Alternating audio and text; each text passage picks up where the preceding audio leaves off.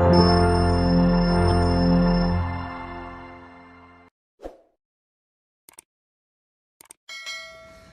say welcome to our Monday night show. I was about to say Tuesday night actually. Thank you for reminding me. Welcome to our Monday night shiur. Today is a very special day. Yud Bet Kislev, the Hilulah of the Bat Ayin, Rabbi Avraham Dov Ber Ma'avrich Ben Rabbi David. Before we start the shiur, just a couple of words on his Hilulah. First of all, thank you for all our sponsors. We had a lot of sponsors tonight. You know, that Tzaddik, he always sends, sometimes, some weeks I have to beg for sponsors, you know? Yeah, but this week, like Mama, people were sending things from right and left. So to all our sponsors, I want to say David Ben Echadam, anonymous sponsors, and also Rahman Arizal Ben Adina Bracha, שיזכה לזיווג הגון. השם יברך את כולכם ברפואה, בברכה, בהצלחה, ישועות גדולות, בכל הברכות. Everyone who gave to this shiur, it should be blessed. עשרת מונים, יוסף השם יקרא לכם 1,000 פעמים, בעזרת השם יתברך. And we should be זוכה to very soon make a shiur in our own place, בעזרת השם יתברך. בכל מיטב וכן שנאמר, אמן, זכות הבת עין should be on you. So, first of all, a couple of words about the Bat Ayin. Today is the Hilulah, one of the greatest Hasidic leaders in the past couple of centuries. Rabbi Avraham Dov Ben Rabbi David Ma'avrich. His book is named Bat Ayin. You could actually find it in every bookstore. It's a very popular sefer, and not so much learned because it's a very tough book to learn. It's Chassidut, very early Chassidus, and a lot of Darchei Hanhaga, a lot of Ari mixed in there, Darchei Baal Shem Tov mixed in there. But what was he most known for? But the Bat Ayin HaKadosh. I thought, by the way, I was the only one doing a Hilulah for him in Queens. Today I heard that actually a very famous school in the area does a Hilulah for him every single year. So I'm beaten over here. But I think I started before them because we've been doing this for a couple of years already. But even if not, we're the only two places that do it. So that's the Sigula over here. So the Bat Ayin, all of his life, why did he call his book the Bat Ayin? Bat Ayin from the word, the apple of my eye. Hashem's Bat Ayin is Eretz Yisrael. All of his life, all he cared about was to move to Eretz Yisrael. All of his life, move to Eretz Yisrael.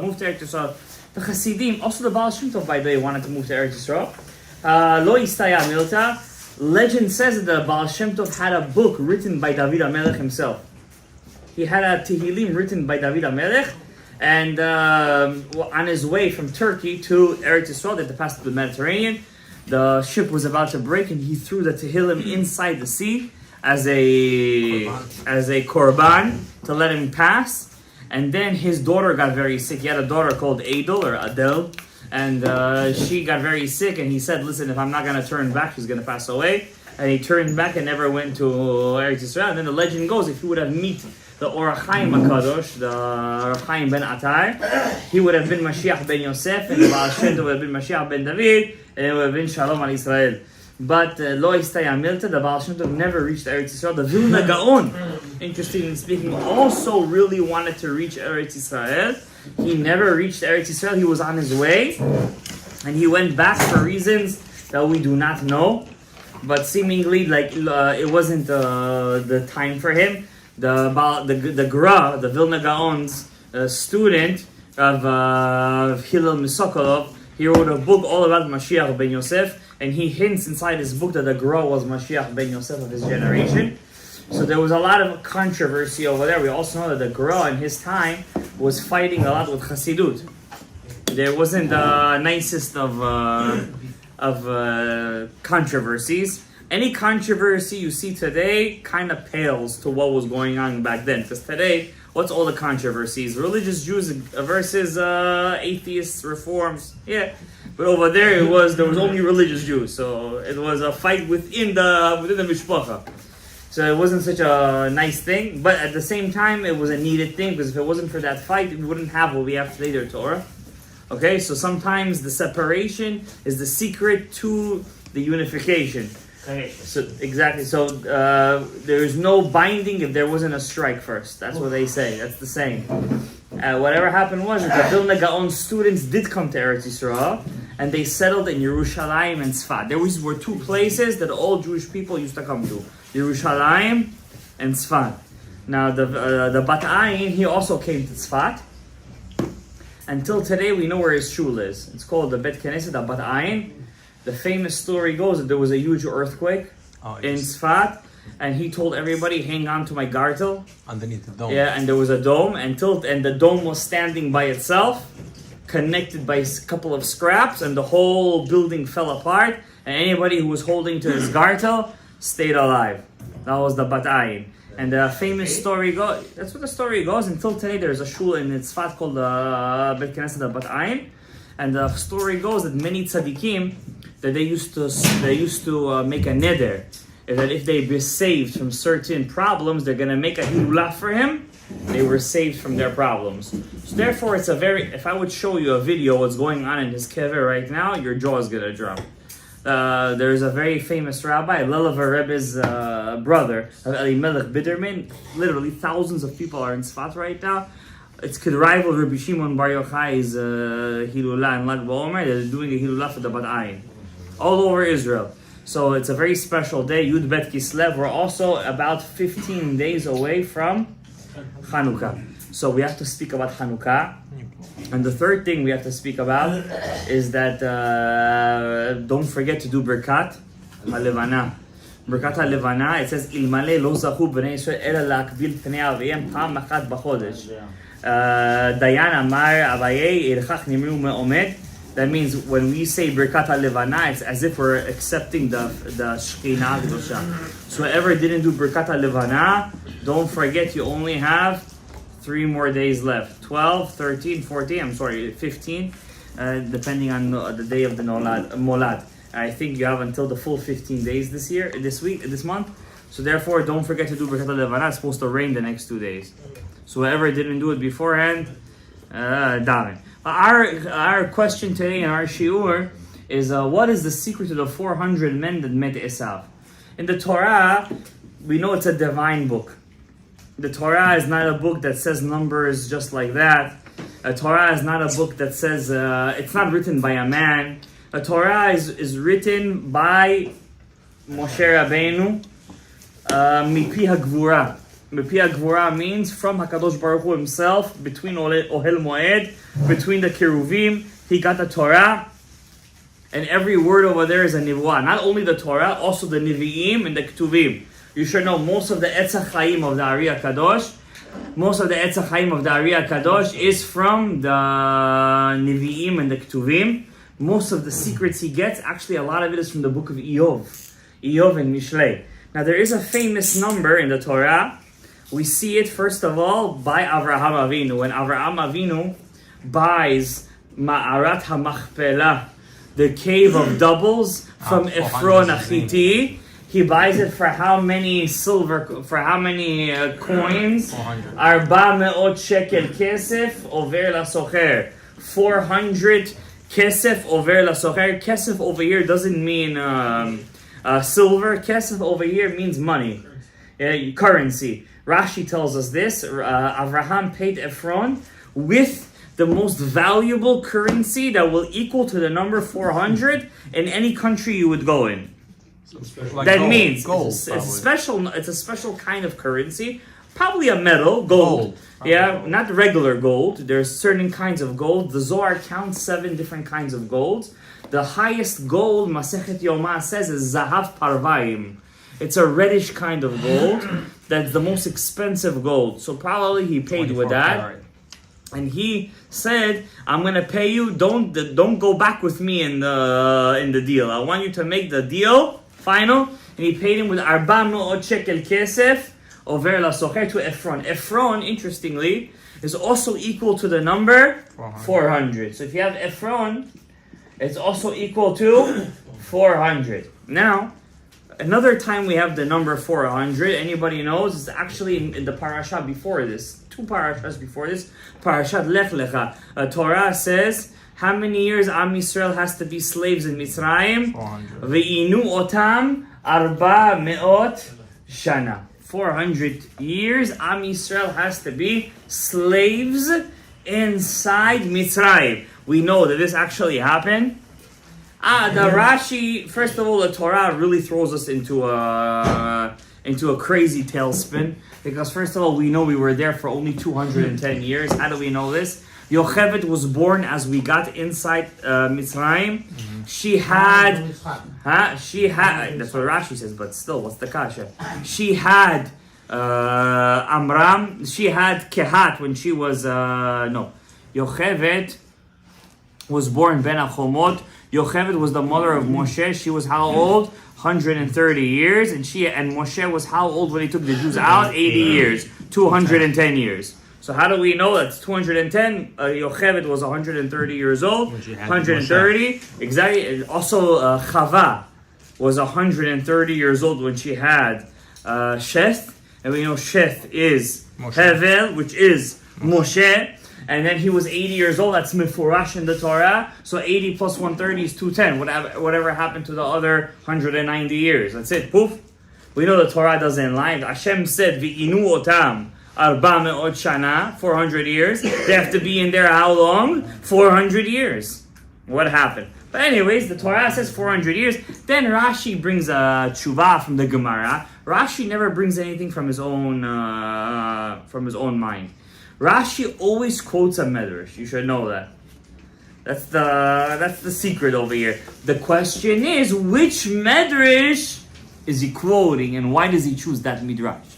That's the big question. What was Rashi's question? So Rashi says that the exile started from when?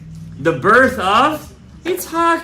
And if you count from the birth of Yitzhak till Yetziat Mitzrayim, it's 400 years. The only problem is that the Torah, when it counts in Parashat Bo, when we left Egypt, what does it say? What number? 430 years. Where did the number 30 come from now? So now we have to count from Brit Ben HaBitarim. You understand? And why are we able to call Avraham a ger? Because he calls himself a ger when he buys the Mata Machpel. What does he say? Ger v'toshav anochi imachem. Okay, but say it's a cute answer, but we have to know the secret behind this. It's not the pshat is pshat. It's very cute, but we have to know the secret behind it. Our shiur is not about that specifically. We're just mentioning it on the way. There's a lot of kashas over here. Remember, the Jewish people were not afraid of questions. You understand? The Kritmachs, for example, have a very big question. They say Yoshka's Mashiach, but at the same time, they believe he's a descendant of King David. But they also say that God was with Miriam, and then so how is he the son of King David and he's also the son of God at the same time? So there's a very big question that to deal with. It's not our question. Ramban Nachman Ariz asked this question to Pablo Cristiani. It's the only written debate that we have from the time of the Rishonim. He stood over there. Usually the debates used to last for months. They used to force the rabbis to shut their mouths and they would ask questions upon questions. The Ramban told the king of Aragon, King James of Aragon, he said, you want me to debate him? On one condition. You let me write the debate as we're going. The debate took 2 days, 2 or 3 days.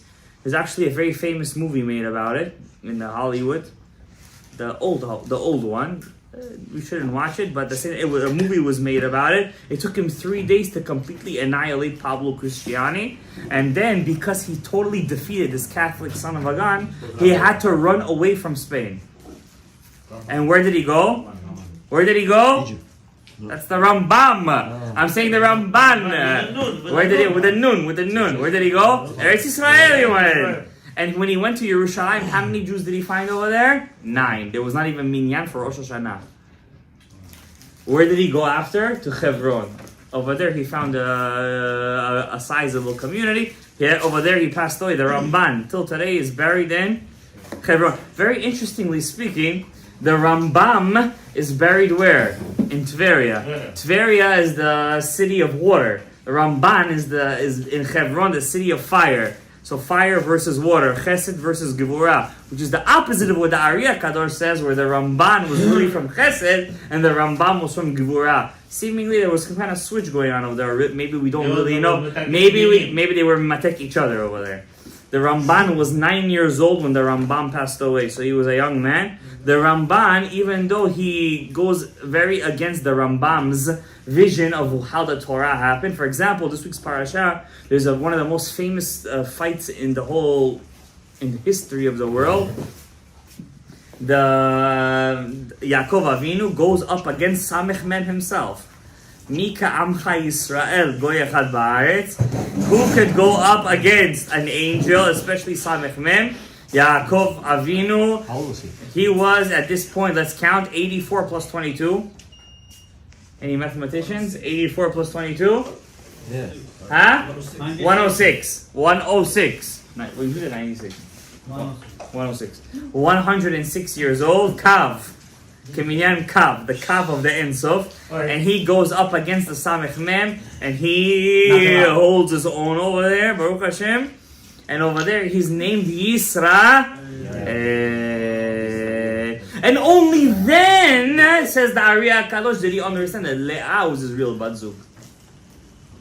Leah.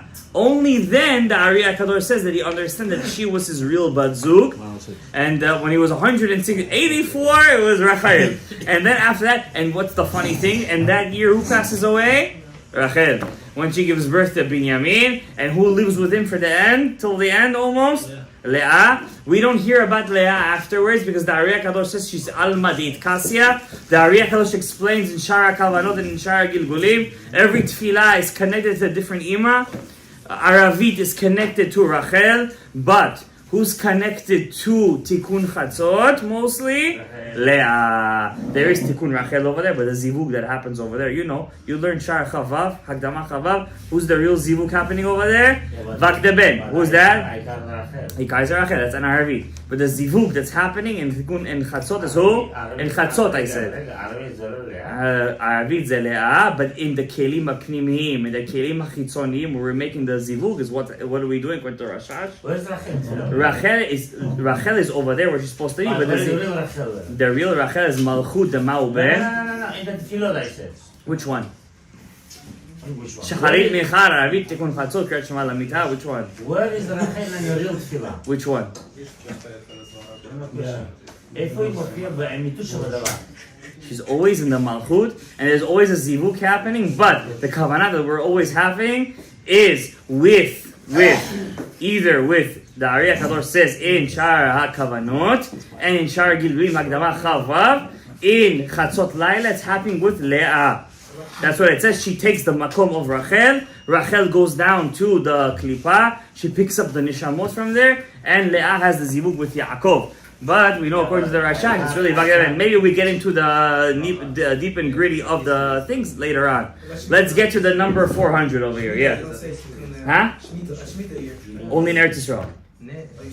We say, in Chutz La'aretz we say only in Eretz Yisrael there is an aliyah to the partzuf of Rachel. In Chutz La'aretz we're always in Galut. And Malasot. If you want Parnasa, you always have to be in Galut. So that's the case over here. 400. And then number 400. Let's get back to 400. Maybe one day we'll make a shiur on all the zivugim and all the partzufim and all the tefillot according to the Rashash, according to the Ari. It's not our thing right now. So 400 we have where? In Mitzrayim. How many years we're supposed to be in Mitzrayim? 400 years. It didn't happen at the end. Then we have, where's the last time we see 400? This week's parasha. Esav. Arba me'ot ish imo. With who? With Esav. Later on, Esav's future descendants, the Spartans, they're going to come with 300 men. But, lo istaya milta, Baruch Hashem, Darius the Great. They say it was Xerxes, it's wrong by the way, it's a wrong history. It was really Darius the Great, he came and he wiped out the Spartans, Baruch Hashem. So, Esther's son, Darius the Great, not Darius the First, Darius the Great. There is 160 something year discrepancy. I don't want to get into the historical. There's a whole book about it by Alexander Hull. If you really want to get into the historical reading, I suggest you read that book. It's a crazy book. Anyways, let's talk about the number 400. So we have Ephron, we have Mitzrayim, we have Esav. All the number 400. What's the secret over here? What's the number 400? Torah is not just giving me a number just like that. The same number keeps on going up and up again. And each one is talking about a klipa. Ephron is a klipa. Mitzrayim is Avi Avoda Tum'ah. And Esav, listen, he's, we're still stuck in his galut. Each one separate or no? Each one is a separate klipa. But the Avi Avota Tum'ah is Ephron. Is Ephron. Ephron is he's first. He's Avi Avota Tum'ah. Of course. And then Mitzrayim is next. And then we're going according to the chronological order of the Torah, Rabbi. And then we have Esav. He's the last klipa over here. Now, what's interesting, I was learning Otzrot Chaim. Very soon I'm going to make another Siyum Bezrat Hashem Yitbarach. I'm almost coming to the end of it again. And with the Perush of the Ranash and the Remez of Moshe Zachuta, I'm telling you some stuff I learned over there. I was in Olamot Elyonim. B'zchut Bat Ayin, we're saying this. I want to say something interesting over here, that the Yitzchak Avinu says the Ranash, Rav Natan Shapira. There's two Rav Natan Shapiras. One is a Perush on the Otzrot Chaim that we have, the Ariya Kadosh. One is the original Rav Natan Shapira, Baal HaMegale Amukot. He was the chief rabbi of Krakow, Poland, before the Bach, the Beit Chadash. And Rav Natan Shapira, the first one, the Baal Megale Amukot, has a Perush on the Torah. And in one of his Perushim, I put this on my status, I blocked all my stuff over there, so I can't really see who sees it or not. I posted it this past, I think Wednesday or Thursday. We were there together, right? When I posted it. It's a book in Sefer Shoftim. It says over there, in the Sefer, it says over there that there was a time in Am Yisrael. Whoever's listening, whoever's not on the phone, obviously, please remind me to get back to the number 400 afterward. There is a part in the Sefer Shoftim that says over there that there was a civil war between Shevet Binyamin and 10 tribes. Now, by Shevet Binyamin, guys, remember, he was the only one that didn't bow down to Esav. Mm-hmm. So Shevet Binyamin has a specific, special koach. The book of Shoftim says when they used to shoot, they never used to miss. Sniper. Yeah, boys. Every time they go, boys. They know what to do. Yeah, do say chol, right? Always they hit the matara. You understand? It's the explanation. They used to do the slingshot over there. Every time go, never used to miss. So this Shevet Binyamin, one time one guy at a Pilegish. You guys know the story. I said this to you guys 100 times. He, let's just say one part of the Gemara, Masechet Gitin says, she was cooking, she was a very dirty woman. And he found a fly in his food. He said, yup, and he threw the whole table on her. She ran away to her father's house. He went after her. On the way back home, he stopped off in Yerushalayim. Back then, Yerushalayim was not there was not under Jewish control. It was called Ir Yevus. That's what his name was, Yevus. When he got over there, there were a couple of, Bnei Bilial, boys Jewish boys from Shevet Binyamin, that they were Shovavim, that they were Banzitim, and they found out that this guy is here with this Pilegish. Oh wow, something is fresh meat over here, but they weren't looking for his Pilegish, they were looking for him. So they were knocking on the door and they told the Balabait over there, the host, let the guy out. We want to, just like in Stom V'Amora, same story, Mamash, same story. We want to know him. The guy said, listen, I have my 2 daughters, just like Lot. He says, I'm going to give you 10. They said, no, we want to know the guy. So what does the husband of the Pilegish do? He takes his Pilegish, he throws her out of the door. They take her, and in the morning she drops dead. From all the averot they did with her. At the end, he takes his wife, he cuts her into 12 pieces. The head, the hand, this, that. And he sends her to 12 different tribes, 12 different Sanhedrins. Civil war happens. They said, listen, look, Am Yisrael. They just left Egypt 100 years ago, and look already what's happening over here. Already democracy, already progressives going on over here. Am Yisrael, no embaya. Who was the Kohen Gadol? They had proof. Who was the Kohen Gadol back then? Pinchas ben Elazar. He asked the Urim V'Tumim, who's going to war first? Yehuda. Who are they going up against? Binyamin. Who was Binyamin's caretaker to begin with? Yehuda. Now Yehuda has to take responsibility for his brother that he took responsibility for before. I said this in my shiur years ago. He goes to war. Who wins? One tribe versus 10. Binyamin wins. Snipers. They were snipers. They used to, before the guy used to come, he used to throw the arrow, the slingshot. And there was a big population too. Yeah, there were 10. The one tribe had 10 sons. Right. So they were a very big population. And they were also in the center of Israel, so they're a very strategic spot. Anyways, Am Yisrael goes back to Mishkan Shiloh. They cry. They're crying. They said, Hashem, we're doing teshuvah. Chatanu, avinu. They're doing teshuvah. Why did they do teshuvah? What does Rashi say over there? We should have first went to Binyamin and did Kiruv first. First, we should have done teshuvah. What did we Sraza do? Fight. We went to war first. And then Hashem said, now go back to war. Yehuda go up against first. Yehuda goes up first. They do a whole trick over there. They kill men, women, child, animal. They kill every single human being from the tribe of Binyamin. Except for? There was, if I'm not mistaken, I think 500 men left. But if you count the numbers, if I'm not mistaken, whatever the case is, if you count the numbers, there's a discrepancy in the psukim. 100 men are unaccounted for. So Jewish with the Jewish. Civil war. Civil war. Forget our Jewish brothers. Brothers, and this is the real brothers. They just came out of Mitzrayim 200 years ago. When it was Cohen that was the... Pinchas, he told them to go to war. What do you mean? It was a mitzvah. It was a mitzvah. They had to. They had no choice. They had to go to war. But the problem is, if you count the numbers, 100 men are unaccounted for. So again, 400. Again, it gets to the number. No, it was supposed to be, I don't remember, 5 or 6, but 100 is gone. What does Rashi say over there? Now, if you look at the new Rashis, this Rashi is wiped out. The old Mikraot Gedolot still have this Rashi. It says over there, Eliyahu Hanavi revealed to the Megale Amukot. Those 100 men ran away to Rome and to Germany, and they founded the first Jewish settlements in Rome and Germany.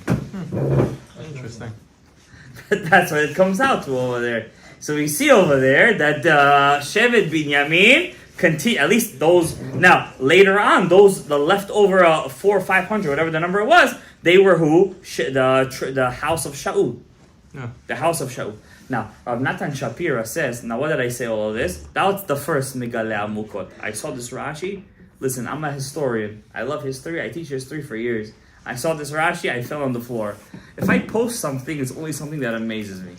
So that's something that amazed me. The fact that he brings out a proof that Eliyahu Hanavi, Gila, the Megale Amukot, that those 100 men started the first Jewish settlements in Rome and Germany, literally excited me. It's very...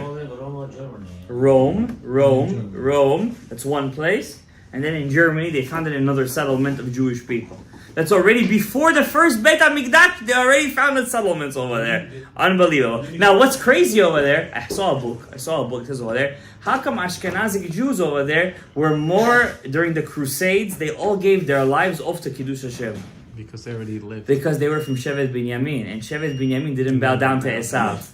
And because they were from Shevet Binyamin, they never ever, and also Mordechai was from Shevet Binyamin, that's why he wouldn't bow down to Esav. But the Sfaradi were from Shevet Yehuda. What came out of them? Conversos and Moranos. They were Jews on the inside, but on the outside they acted like they were Communist Party. Understand? So because Yehuda did bow down to Esav in this week's Parasha Mamash. Now what's with this number 400? So the second bug, Megale Amukot says, that the Ariya Kadosh says that the Yitzchak Avinu wanted to be mamshich, the power of the Shekhinah to Esav. The power of the Shekhinah, Gabriel, you're not listening. You're listening to me or no? The power of the Shekhinah to Esav. Now, whoever's in Masha'arei or Rashi Urim, he knows that the Shekhinah has many names. God's divine presence has many names. For example, what did we learn? Tefillin Sheliad is another name for the Shekhinah. What else we learned? Yam. The sea is another name for the Shekhinah. What else? Bakol. Hashem Berachet Avraham. Bakol is another name for the Shekhinah. Ko. We've been learning it later. We've been learning all this couple of weeks. Ko is another name for the Shekhinah. V'ko tidaber. Ko tevarechud b'nei Yisrael. What else we learned? Zot HaTorah. Zot is another name for the Shechina. There's another name for the Shechina. We didn't get to it. I mentioned it, but we didn't get to it in deeply. Another name for the Shechina is the word tzedek. Tzadik. You see it in the thing? Tzadik Dalet Kuf. Tzedek, righteousness. Melech ohev, tzedakah umishpat. What's the secret of tzedakah umishpat? Tzedek, which is righteousness, is another name for God's divine presence. Here is the secret. If says Rav Natan Shapira, אתה לא שמעת על זה או לא? אבל אני אומר עכשיו. If you take the number tzedek and you combine it with Esav, which is 376, what do you get? I'm going to do the math for you. Rasha. Yitzchak wanted to bring the tzedek, which is the malchut, to Esav. But he didn't realize if he combined the both of them, says the Ranash, what do you get? You get Rasha, an evil man. But if you combine, says the Ranash, tzedek with Yaakov, what do you get? Esav. Yeah. So when Yaakov said Ani, Esav bechorech, he wasn't lying. Wow. Because what bracha was he giving him? What was the bracha of Yaakov? I'm giving you the malchut, I'm giving you the shechina. And the shechina, says the Ranash, is what? Tzedek, righteousness. But when you add righteousness with Yaakov, what do you get? Esav. He's the real. Yaakov was saying, I'm the real Esav. I'm your real Bechor. I'm your real Bechor. And therefore, I have to get the Berachot. Yitzchak didn't understand that. Because tzedek, righteousness, with Esav, what do you get? A Rasha. A Rasha. Because Esav couldn't hold the power of the Shekhinah. He couldn't understand what's the Shekhinah. His whole mind was what? He was red. What's the color of Shekhinah? Red. Blue. Red. The real Shekhinah, the Din. Din is what? Red. The Mituk is Tchelet. You understand? The color of the Shekhinah is red. How do we know? The Shekhinah in this world is what? Our wives. Our wives has Dam, Nida. She has 5 pure bloods and 5. These days we don't know how to tell the difference, so we make every blood tameh. But really there's 5 pure bloods and 5 impure bloods. The color of blood, red, is the color of the Shekhinah, Dam. When I take the word Dam and I add to it Yud-K Vav-K, which is the letter Aleph, what do I get? Adam. Because a human being, Adam was meant to uplift. Like, what's the name of our shul? Of our base medrash? We should call ourselves really a base medrash. Adam, Lishem. What's Lishem? Not Leshem. Lishem is La'akama Shchinta Ma'afara. As you guys are sitting over here today and listening to this shiur it's a shiur of Sod, really. I just hide it in a lot of things. I just clothe many things. You're picking up the Shekhinah as you hear these things. Because nobody will tell you these kind of things. Now I'm going to tell you something crazy. What's the secret to the number 400? Has to do with tzedek, righteousness. The Ari Kadosh told Rabbi Chaim Vital, the most important bracha you have to have kavanah in when you daven Shmona Yisrael is which one? Melech ohev tzedakah u'mishpat. All of Klal Yisrael is dependent on the righteousness, is dependent on the Din HaKadosh. What is the Shekhinah also called? Malchut Bet David. If we learned this already in Sha'arei Orah. If we do not know the secret of Malchut Bet David, then we do not have righteousness. On Rosh Hashanah, we say Hamelech. Why do we take tzedek out on Rosh Hashanah? Because the secret of righteousness is to make it from tzedek into what? Tzedakah. On Rosh Hashanah, there's no tzedakah. You have to put the tzedakah beforehand. If you didn't do it on Rosh Hashanah, then it's just Hamelech Hamishpat. It's the king of judgment. And understand? We have a whole year to prepare for the tzedek. Now, look at this. The number 400. The Ari Kadosh says there's an ancient minhag. It's brought down in the book Reshit Chochmah. That when a person says Tikkun Chatzot, he has to wear sak. What's sak? Sackcloth. What's sak? Shin, kuf. Sak is a clothing made out of goat hair. Goat hair. Yeah. It's not regular wool. It's goat hair. Unprocessed. It's sak. It's itchy. It's like yes or no, Rabbi? It's Yisurim. Yisurim shel ahava. There you go. So you have to wear sak. Yeah? If you take the gematria of sak, you're going to get the number 400. V'arba me'ot ish emo. Says the Ari, when you wear sak, you're on Entikun Chatzot, you're destroying the power of the 400 men of Esav. Why? If you look at the book of Ovadia, which is this week's Haftarah, at least according to the Ashkenazim, it says over there that the house of Esav will be Kash. What's Kash? Kash is hay. Kash is the same letters as Sak, 400. When you wear the sak, you're gonna turn Esav into Kash. And who's gonna be a fire to him? Bet Yaakov is gonna be Lehava, and Bet Yosef is gonna be the Esh, and it's gonna burn Esav, which is the Kash, which is 400. So Esav thinks he's coming with 400 men, but really by you wearing the sak, you're turning him into Kash. And by turning him into Kash, sak into Kash, you're burning him up with the power of Yosef. What's the power of Yosef? When all the imaot were bowing down, all the brothers were bowing down to Esav, only one of them stood in front of his mother. Yosef. Why did Yosef stand in front of his mother? Who was his mother?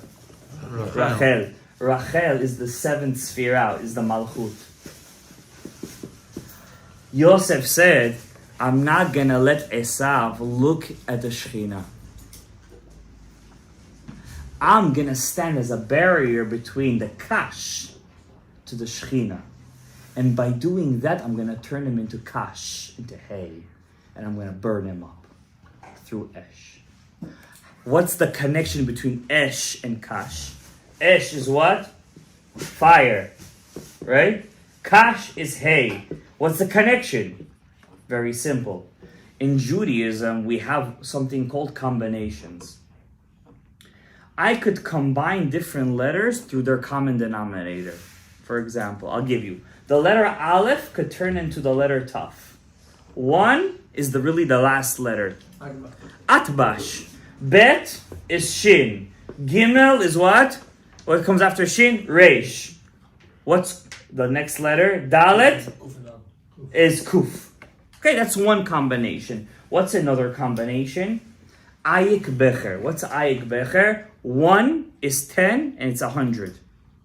Correct?